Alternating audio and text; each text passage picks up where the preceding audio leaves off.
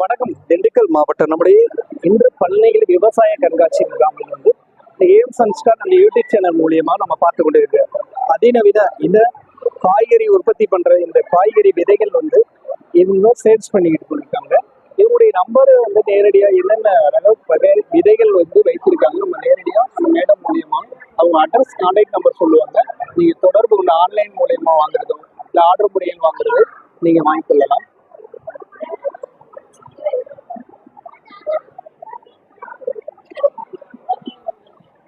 பேசுங்க மேடம்.